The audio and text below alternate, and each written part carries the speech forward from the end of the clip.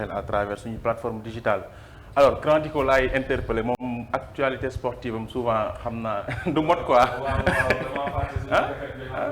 ñun du beneen yoon kalaas laay yóbbaale toog ci tuus bi yéen kalaas bi ku. démb sa copain xaw nañu rey Mouhamed Ndoye. may nañ ko lu mu wax. may nañ ko lu mu wax man maa ciy gën a dee rek. man maa ciy gën a dee rek. xaaral ba nga pare rek ñu ci ñëwaat. Mati maa ngi lay nuyu sama xarit. Mati tubaabe Mati ak tubaabe. man dafa tubaabe quoi man loolu tax Mati neex ma. ay ñu daal dugg ci waxtaan yi nag dalal ki nga xam te ne ni moom moo nekk François Babacar Touré. nekk président du mouvement Action Citoyenne pour l'émergence de Rufisque Masser mais également membre la ci parti socialiste bi nga xam te nii Aminata Mbengue Ndiaye moo ko jiite mais également candidat la ci mairie bu Rufisque Nord mais également aussi moom moo nekk président du syndicat des travailleurs de l'enseignement supérieur n'est-ce pas. ñu ngi lay dalal jàmm ci bët set. jërëjëf Aïdara maa ngi lay fay di nuyu ñoom Mouhamed Ndoye ak ñu mu bokkal plateau bi. di nuyu ñëpp ñu ñuy seetaan ci Seneweb. Effectivement, je suis membre du Parti socialiste, nekk président du mouvement d'action citoyenne pour l'émergence du Rufisque, nekk aussi le secrétaire général national du syndicat des travailleurs de l'enseignement supérieur. D'accord. bi nga xam ne moom moo dajale képp kuy liggéeykat ci université ak centre des œuvres yi. ci wàllum administration ak techniciens yi. D'accord alors ñu daal di dugg ci li nga xam ne moo ne xolu waxtaan wi tàmbale ko ak li nga xam te moo jëm ci wàllum politique fan yu nekk gis nga lépp loo nga xam te jëm na ci wàllum wàccaayu élection locale yi ñu concentré wu ci ay coalition gis nañ tey ji ku jë politique yi ku ci nekk ber sa coalition bopp gis nañ fi Yewwi Askan Wi PDS aussi créé na coalition boppam yéen a ngi nekk ci coalition Benno Bokk Yaakaar mais tey ji en tant que acteur politique di am benn gis-gis ci ni politique di doxee fii ci réew Sénégal ana ban lecture ngay am ci li nga xam ne moom moo nekk quand même jeu de coalition yi am ci biir réew mi. jeu de coalition bi. waaw actuellement c'est assez compliqué. mais tamit aussi c'était prévisible dafa am ay calcul. déjà ñun suñu mouvement bokkul Benno parce que ñi ko composé véritablement dañu bokk ci obédience politique yu bëri. am na ñu nekk PDS ñi APR ñi Rewmi ñi PS ñi nekk Pastef. donc waa Nord donc dans chaque quartier il y a eu des gens qui se sont rassemblés pour créer le mouvement d'action citoyenne pour l'émergence du Rufisque. léegi mu am ñetti at. léegi nag boo gisee situation bi compliquée aussi il faut le comprendre. tey boo duggee en profondeur bu dee en Benno c'est le président qui a demandé à ce que ñëpp déglu ko. Effectivement. parce que y a des responsables yoo xam ne nii ay ministres lañu wala député nekkoon ay maire ku si nekk bëgg a positionné wu. mais aussi am na ñeneen ñoo xam ne il trouve que c'est légitime pour eux ñu prendre seen candidature parce que am na lu ñu tekki seen gox diggante 2014 ak léegi. donc pour ne pas am cacophonie. le président a demandé à ce que les gens taisent encore leurs ambitions. may ko ba ci kanam. xam naa ne peut-être du yàgg nañ leen génneel li war a am foofu. mais dans l'opposition. il faudrait comprendre waa PDS ñi nga xam ne ñooy tête de file benn coalition bi. ak Pastef. taxaw ñu ànd fële. bay xool PDS am na plus de 100 maires. parce que dafa participer ci élection 2014 yi. am na seex ñeneen. or que Pastef dafa nekk benn parti en croissance. 2014 amul woon demoon élection locale si je me trompe pas. donc si diggante bi am na fu mu ci egg na élection présidentielle mu jëloon 3e. donc bu ñu bokkee coalition kan mooy njiitu fan day doon lu problème donc il faut que Pastef dem mesurer wu. taxaw Sénégal aussi Khalifa il a donc dafa jot na am fu mu jaar actuellement amul benn député pratiquement à part ñoom Barthélémy ak Bamba yoo xam ne benn maire. boo xam ne génn na à part Dakar. il a besoin aussi d'avoir des gens au niveau des régions et des communes. mooy waral ñooñu du ñu bokk mënuñu bokk benn groupe. D'accord. ils se disent vraiment les gens di que moom noonu leen boolee ñu nekk benn mais bokkuñu ay ambition parce que Pastef Khalifa ak donc le parti de PUR dañu am quelque chose à les prendre. or que le PDS veut conserver parce que moo ci ëppale ay députés à part le Benno. donc il faut que moom mu xool naka lay conserver foog mu def langam ak ñëpp ñu ko si mën a jàppale mooy waral ces 3 pôles là. bien vrai que ñu bëri nee nañ faw ñu booloo mais yow jàpp nga ne waruñu mën a booloo parce que ku ci nekk da ngay mesurer sa bopp mais ñu ci gën a bëri dañuy jàpp ne tey lu ni mel ay fausse alliance la ci kanam tuuti day tas parce que dañu booloon ni rek ni idéologie yi bokkul, courant politique yi bokkul, yu ci gën a bëri bokkul kon est-ce que tey ji yow boo partagé nga yenn wax yu mel noonu ko waaw c'est-à-dire que bu fekkee ne parti politique yëpp dañu mën a bokkoo nekk benn ci benn bërëb dama yaakaar ni hypocrisie daf fay am hypocrisie lay doon parce que bokkuñu histoire comme ni nga ko waxee bokkuñu idéologie bokkuñu pratique ku si nekk ak jaar-jaar gi mu am pour nga boole leen te du mu nekk lu homogène dina compliqué ça serait très hypocrite mais dina am ay pàcc dina am c'est-à-dire que ay petits regroupements peut-être que l'essentiel mooy comme li Benno def Benno am na peut-être mun na am na ay différends à l'intérieur effectivement mais il les gère waaw mais aussi l'opposition aussi peut avoir ay pôlam mais en définitive par exemple bi ñu dem législative wala présidentiel ils pourront se regrouper ci benn pôle pour dem aux élections mais c'est-à-dire que nu mu demee nii c'est normal et puis mënuñu teg aussi politiciens yi lu mënta nekk c'est-à-dire que mënuñu gars bo se veut par exemple ne bon je veux souhaiter que toute l'opposition soit derrière telle personne c'est pas possible. D'accord alors ci Benno bi nga wax noonu ak coalition kujje politique yi tey ci Benno Bokk Yaakaar yéen ci ngeen bokk en tant que PS ñuy gis yenn saa yi yenn ci parti yoo xam te ñu ngi bokk ci coalition Benno Bokk Yaakaar ñu tëb fële yuuxu bon Macky Sall ni mu yoree mbir mi baaxul sedduñ ma wala tel kujje politique gi ci jamono mu ngi renforcer wu di def ay coalition nga foog lu ni mel warta mën a andi benn njeexintal ci yéen Benno Bokk Yaakaar ba élection yi ñuy dëgmal ñu ëpp dayowaay ci maire yi ci localité yi. D'accord peut-être damay joxe sama avis ci loolu. mais je ne suis pas un responsable du Benno. Je n'ai pas aussi de responsabilités particulières au niveau du Parti socialiste. Donc juste un avis d'un observateur. Ni ma gis mooy je ne vois pas de problème particulier à Benno. Macky Sall vraiment il a réussi vraiment à maintenir une coalition. Donc au-delà même de l'élection de 2012 c'est-à-dire que ànd nañu wax ñoom 2012 ba 2019 puis de 2019 jusqu'à maintenant avec horizon 2024 donc prouesse la boo xam ne aussi nañ ko nangul il a réussi à faire ce que personne n'a eu à faire dans le passé maintenir une coalition aussi longtemps à l'intérieur mën na am nag ay ambition donc je mérite d'avoir telle chose mais fondamentalement ça ne pose pas mënul nekk une crise au sein de Benno. Donc vraiment Benno ñoom ils ont le vent en poupe par rapport à l'opposition bi nga xam ne ils ont du mal encore à s'installer donc définitivement en montrant aux Sénégalais benn visage de cohérence ou bien benn visage de cohésion. D'accord alors wax nga ko léegi nga ne nekkoo kilifa ci biir parti socialiste mais ci biir parti socialiste quand même nga bokk donc mën nañ ko waxee noonu alors tey jii nii élection yi nga xam te ni moom lañ dëgmal dégg nañ sax yow mi wax nga ko léegi le président de la République Macky Sall ne na ñëpp déglu toog xaar ko ba mu joxe ay directives par rapport ak investiture yaag ku ci nekk fan lay samp ak tel mais yow paraît-il que da nga fippu taxaw ak sa coalition bopp ne da ngay samp sa ndënd foo teg fit woowu noonu. waaw ak engagement boobu. waaw peut-être am na ñu koy wax mais man nii laa ko gisee aux élections après élection présidentielle en avril 2019 nañu créer le mouvement avec des personnalités d'obédience différentes. ñu créer le mouvement d'action citoyenne pour l'émergence de Rufisque pour amener benn alternative à Rufisque. wekkuwul ci ay parti man militant laa.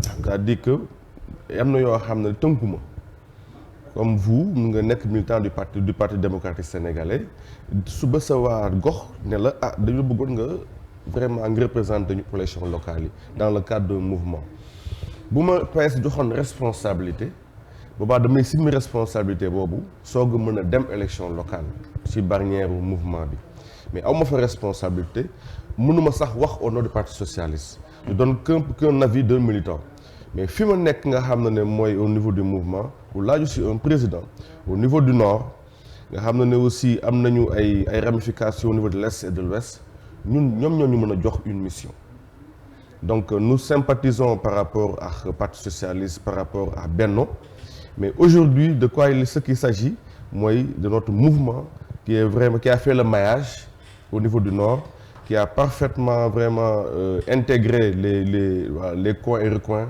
du nord un peu même dans les autres communes ñu war a dem ci élection locale yi ce n'est pas un problème de désobéissance je crois que ñi mu xam ne ñoom la doon waxal respecté nañu kàddu boobu. yow waxalu la woon. non man waxul la man parce que vraiment ma déclaration de candidature a précédé celle du président. Avril 2019. la ñu def suñu candidature avec le mouvement. Le président a parlé qu'il y a quelques mois.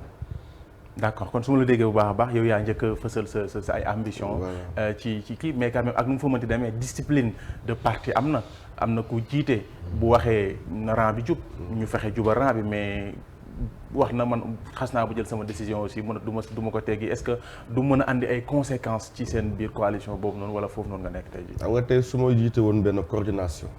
wala ma jiite benn union communale. dama nekk dans les instances.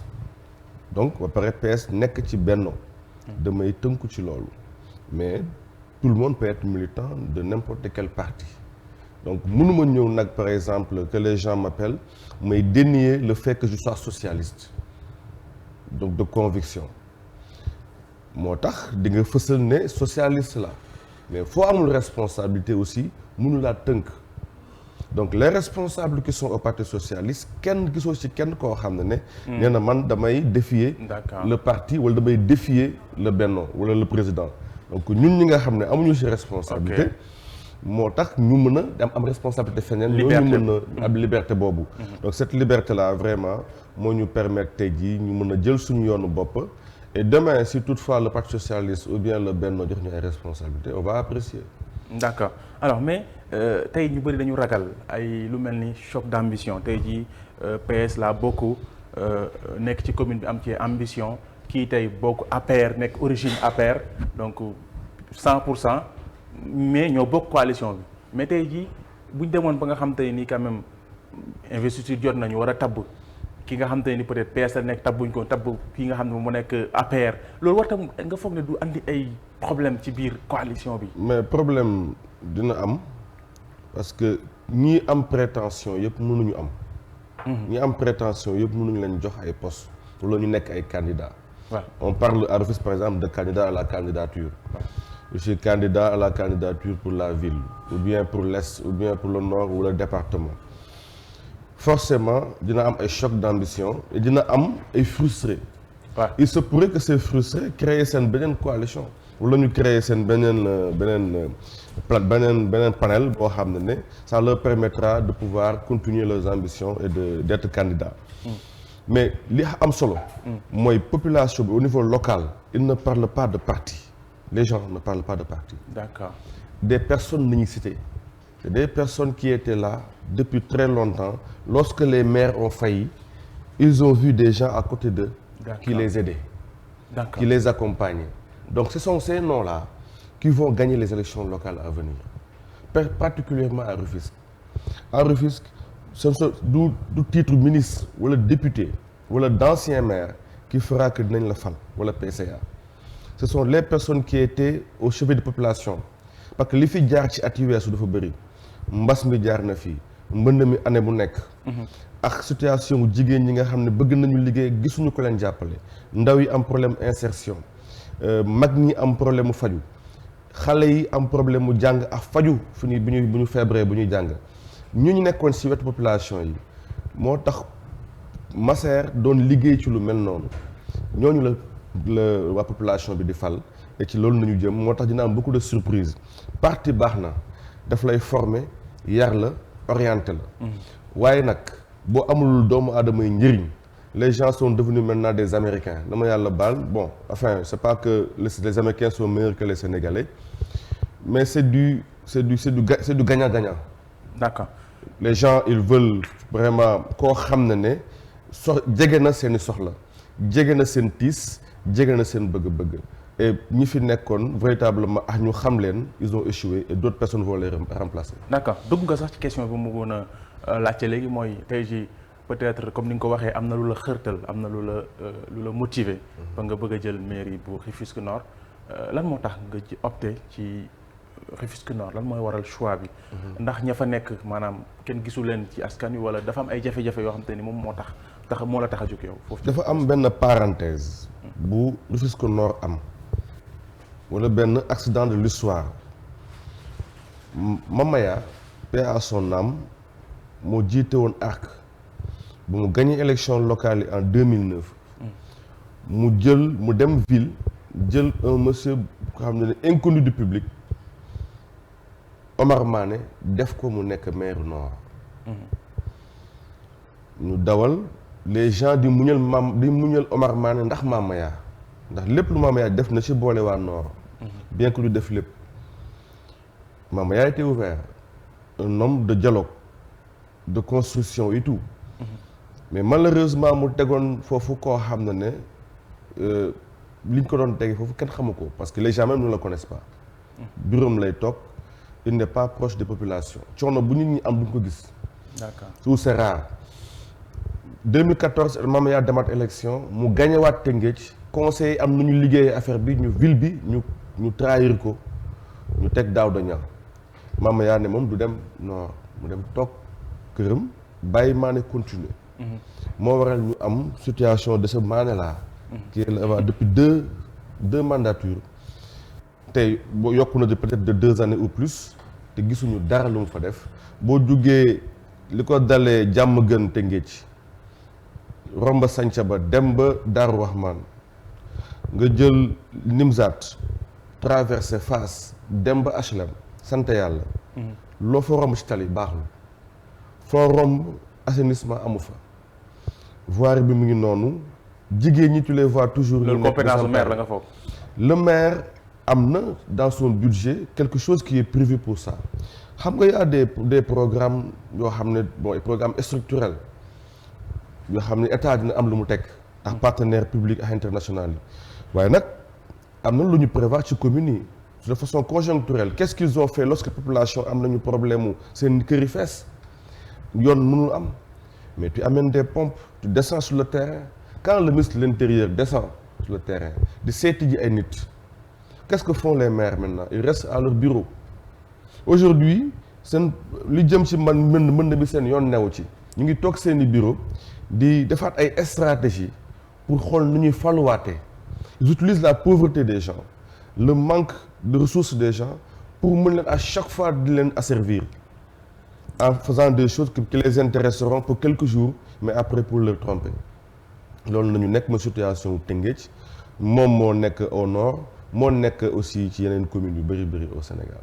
yow est-ce que tey jii bien vrai que am ngay ambition mais est-ce que am nga dayuwaay wi est-ce que waa Rufisque Nord am nañ confiance yow est-ce que bëgg nañ la pour nga wutu fa seen maire bi fa nekk muy Mané. ça c'est une très bonne question parce que tamit nit ki amuloo droit di perdre sa temps nit. amoo droit de perdre ce temps surtout bu la yàlla dogalee nga am ay responsabilités yu bëri tey su ma neexoon tey mën naa nekk responsable du parti socialiste ndax 25e coordination PS le renouvellement a été différé pour les questions de local mais je suis celui qui est pressenti c'est pratiquement réglé ci wàllu yu bëri ma nekk fa ay responsable au niveau national su ñu ñëwee ñu defar benn plateforme cadre yi voilà cadre yi ñëw taxaw ak population yi magax ndaw ne ñu yow nañu am confiance ci yow pour yow nga jiite cette réforme là ndax lii ak lii ak lii bu ñu wëree Tëngéej 2 ans et demi gis nañu ne waa Rufisque Nord la majorité sont avec le Masser et vont voter pour le changement et François Touré va gagner les élections locales en 2022 bu soobee yàlla. alors juste une avant-dernière question par rapport ak li nga sa beneen mbubb bu nekkul wàllum politique mu nekk li nga nekk quand même secrétaire général su ma juumul ci wàllum liggéeykat yi nekk ci enseignement supérieur. tey jii gis nañ ki nga xam te ne moom mu nekk Abdoulaye Diouf Sarr di wax ni ñi nga xam te ne ñoom ñoo nekk ci wàllum njàngaleem kaw mi moo xam professeurs yi ak étudiants yi dañ leen di exiger à ce que ñoom ñëpp ñu vacciné wu balaa ñuy tàmbaliwaat li nga xam te ne moom moo nekk année scolaire bi yéen liggéeykat yi bu ngeen ko déggee nan ngeen ko recevoir. waaw personne ne peut obliger un travailleur à se vacciner personne il n'y a pas une loi buy ñëw di exiger maa ngi xaar loi boobu gisuguma ko bokk mun nañu conseiller si li ma xalaat mun nañu conseiller mun nañu encourager à ce que les gens se vaccinent bu fekkee dañ ko nar a imposer aussi dañuy oo les partenaires sociaux parce que ñun ci suñu jargon ñun kenn du ñu imposer dara liggéeykat. kenn du ko imposer dara moo tax ñu teg dialogue social. moo tax ñu def négociation collective bu dara amee njaatige wi mais ki lay liggéeyloo ak liggéeykat bi ñu koy représenté dañuy toog ñu waxtaan. ñu oo experts yi ñu argumenté mais nit du taxaw ci kaw fale rek ñëw imposer ñu dara bu ñu bëggee ñu def ay mesures yoo xam ne dafay mucc ayib pour suñu nekkin ci biir université kenn bañul sa wér-gu-yaram waaye nag kenn mënta imposer leen kenn ndax amoo loo xam par exemple au Sénégal y a des zones yoo xam ne on n'a pas imposé à des gens de se vacciner dañu bàyyi mu sedd nga ñëw ci beneen wàll nga bëgg a fekk ay nit fa ne da nga leen di imposer vaccination vraiment ça va poser problème donc nañ ko waxtaanee ñu wax ñoom seen argument ñun on va les répondre et on verra. pare ngeen pour vacciner wu yéen. moi je me suis déjà vacciné. Ah, d'accord. Mais nag on peut pas l'imposer comme ça comme benn épée de Damoclès sur les gens. D'accord Mohamed. merci beaucoup dama lay bàyyi rek nga daal di tàggatoo ak monsieur Babacar François Babacar Touré. D'accord ñu daal di tàggatoo ba beneen yoon bëggoon nañ gën a yaatal waxtaan wi nag dugg bu baax a baax ci li nga xamante ni moom mooy parti socialiste ak yeneen i débat mais tey waxtu wi moo ñu ko mayul xam naa beneen yoon rek ñu jaaraat ci yeneen plateforme Seneweb yi gën a yaatal waxtaan bi ma ñëw. ayca kàddu gu mujj. waaw jërëjëf Aïdara di remercier aussi Mamadou Ndoye ak ñi mu bokkal plateau bi yëpp. di remercier waa Seneweb. di wax waa Rufisque Nord nañu pare. Il y a aussi une grande coalition qui est en train d'être mise en place à Rufisque. boo xam ne moom la ñuy tuddee l'alternative 2022 pour Rufisque. ñu ngi koy nekk di ko mettre en place et dans les prochains jours on fera benn conférence de presse puis un grand meeting pour montrer aux Rufisquois et à tous les Sénégalais que Rufisque va marcher vers le changement. Merci beaucoup François Babacar Touré ñu koy jaajëfal bu baax a baax ci li nga xam te nii def na ko mu di répondre suñu invitation may fàttali ni moom moo nekk le président du mouvement en action citoyenne pour l'émergence de Rufisque Masser mais également moom moo nekk membre la ci parti socialiste mais également candidat la foofu ca mairie bu Rufisque Nord par ailleurs moom moo nekk le secrétaire général du syndicat des travailleurs de l'enseignement supérieur ñu doon am mbégte gu mag a mag di ko dalal ci bët set di leen di jaajëfal bu baax a baax yéen ñi nga xam te ne yéen a doon bàyyi xel seen ganu bët set Mouhamed Ndoye di la jox dig daje ëllëg incha allah ak beneen gan. ayca merci beaucoup ba demee incha allah ak beneen gan bu am solo comme ni mu koy defee saa su nekk mu nekkoon Mbagnione Aïdara